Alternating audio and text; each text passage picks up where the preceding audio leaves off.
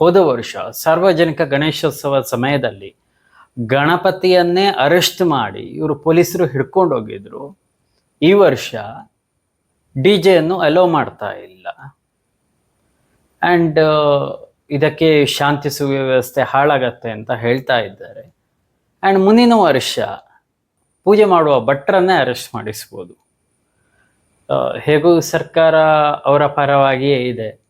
ಹಿಂದೂಗಳಿಗೆ ಒಂದು ನಯಾ ಪೈಸೆ ಕೂಡ ಈ ಸರ್ಕಾರದಿಂದ ಲಾಭ ಇಲ್ಲ. ಇದರ ಬಗ್ಗೆ ಇವತ್ತು ಮಾತನಾಡಲಿಲ್ಲ ಅಂತ ಆದರೆ ಇನ್ನು ಮುಂದೆ ತುಂಬ ಕಷ್ಟ ಇದೆ.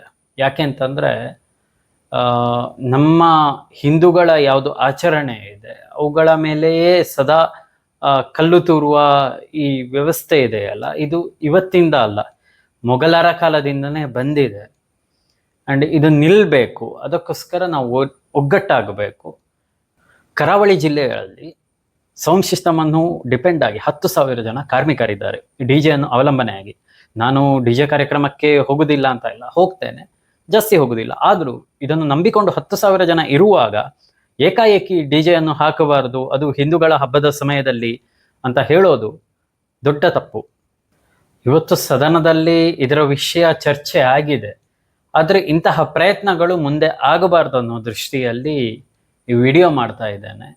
ಆ್ಯಂಡ್ ಇನ್ನೊಂದು, ಈ ಸೌಂಡ್ ಸಿಸ್ಟಮ್ ಅಸೋಸಿಯೇಷನ್ ಇದೆ, ಅವರು ಗಟ್ಟಿಯಾಗಿ ನಿರ್ಧಾರ ತಗೋಬೇಕು. ಈ ಸತಿ ಡಿ ಜೆ ಅನ್ನು ನೀವು ಬ್ಯಾನ್ ಮಾಡಿದರೆ ಉಡುಪಿ ಮತ್ತು ಮಂಗಳೂರಲ್ಲಿ ಎಲ್ಲಿ ಬ್ಯಾನ್ ಮಾಡ್ತೀರಿ ಅಲ್ಲಿ, ಅಥವಾ ಮಂಗಳೂರಲ್ಲಿ ಎಲ್ಲಿ ಪೊಲೀಸರು ಪರ್ಮಿಷನ್ ಕೊಡಲ್ಲ ಅಲ್ಲಿ, ಚುನಾವಣೆಯ ಸಮಯದಲ್ಲಿ ಈಗ ಆಡಳಿತ ಮಾಡುವ ಪಕ್ಷ ಕಾಂಗ್ರೆಸ್ ಯಾವುದಿದೆ ಅದಕ್ಕೆ ಯಾವುದೇ ಕಾರ್ಯಕ್ರಮಕ್ಕೆ ಸೌಂಡ್ ಸಿಸ್ಟಮನ್ನು ಕೊಡುವುದಿಲ್ಲ ಅಂತೇಳಿ ನಿರ್ಧಾರ ಮಾಡಿ ಹೇಳಬೇಕು. ಅವಾಗ ನಿಮ್ಮ ಬಳಿಗೆ ಆ ಪಕ್ಷದವರೇ, ಕಾಂಗ್ರೆಸ್ನವರೇ ನಿಮ್ಮನ್ನು ಹುಡ್ಕೊಂಡು ಬಂದು ಆ ಬ್ಯಾನನ್ನು ರಿಮೂವ್ ಮಾಡ್ತಾರೆ. ಇದೊಂದೇ ಸದ್ಯಕ್ಕಿರುವ ಪರಿಹಾರ ಅಂತ ನನಗೆ ಕಾಣಿಸ್ತದೆ.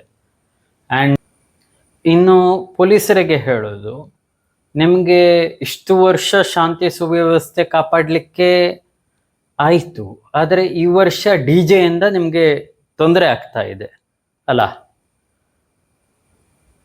ಇದು ಪೊಲೀಸರೇ ಮಾಡ್ತಾ ಇರೋದಾ ಅಥವಾ ರಾಜಕಾರಣಿಗಳೇ ಮಾಡೋದಾ ಏನು ಅಂತ ಗೊತ್ತಾಗ್ತಾ ಇಲ್ಲ. ಆದರೆ ನಮ್ಮ ಹಿಂದೂಗಳನ್ನೇ ಟಾರ್ಗೆಟ್ ಮಾಡೋದು ನಮಗೆ ತುಂಬ ಬೇಜಾರಾಗಿದೆ.